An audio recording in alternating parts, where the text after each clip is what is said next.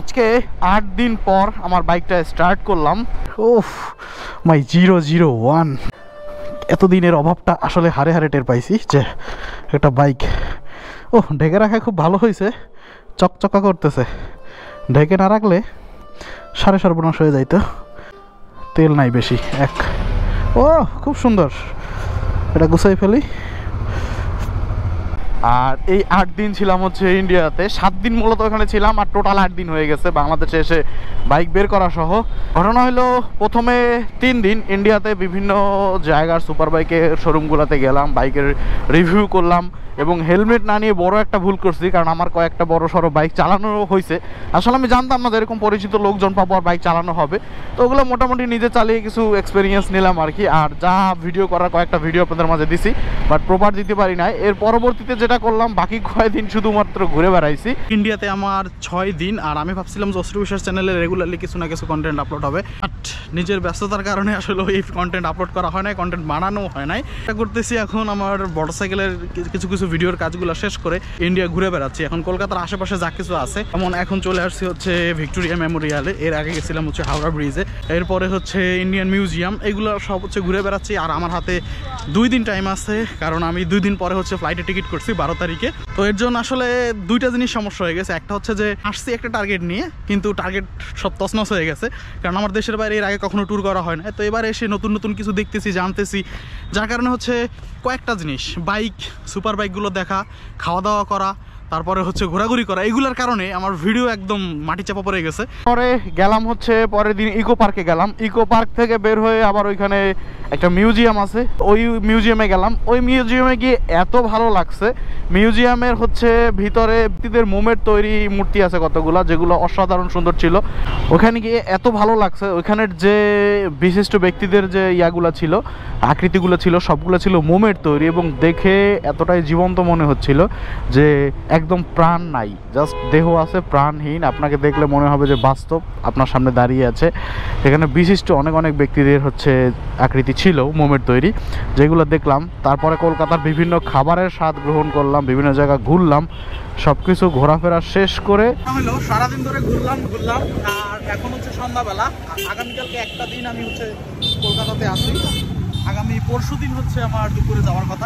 এটা তো একবার বলছি, যাই হোক। আর এখন হচ্ছে সন্ধ্যাবেলা ঘুরতে বেরোইছি, তবে এটা র্যাপিডো রাইডার না, এটা হচ্ছে কলকাতাতে সৌমেনদা হচ্ছে আমাকে খুঁজে খুঁজে বের করে ফেলছে। অনেকবার কমেন্টে নাম্বার চাইছি, অ্যাড্রেস চাইছি, আমি দেই নাই। বাট কেমনে যেন কোন ভিডিওতে দেখছে যে আমি এইখানে থাকি, হোটেলের ওইখানে চলে আসছে। সৌমেনদা হচ্ছে অনেক আগে থেকে আমার ব্লগ দেখে, উনি আমার অনেক সিনিয়র, বাট তারপরে অনেক আগে থেকে ব্লগ দেখে। তো আজকে বলতেছে যে আজকে সন্ধ্যাবেলা আমাকে নিয়ে কয়েকটা জায়গায় একটু ঘুরাবে, এবং মিষ্টি এনে গেছিলো আমার জন্য, মিষ্টি খাইলাম। এখন সন্ধ্যাবেলা হচ্ছে একটু ঘুরতে বেরোইছি কলকাতাতে। আগামীকালকে হচ্ছে রবিবার, আর রবিবার হচ্ছে ইন্ডিয়াতে বন্ধ থাকে, অফ ডে থাকে, তো যার কারণে একটু চাপ কম। তো এখন সন্ধ্যাবেলা ঘুরতেছি, দেখি কয়েকটা জায়গায় ঘুরে তারপরে হচ্ছে হোটেল রুমে যাবো। তো চিন্তা করলাম আপনাদের মাঝে একটু শেয়ার করি। ভালোই লাগতেছে। কলকাতাতে ওই আমাদের ঢাকার মতো ঠান্ডা খুব একটা বেশি না, বাট মোটামুটি দেখেন না, গেঞ্জি পরে আছি এখনো। তো চলে, হ্যাঁ 150 বছরের উপরে ভীমচন্দ্র নাগ। হ্যাঁ, আমি একটা মুভি দেখছি, ওনার নাম ভীমনাথ।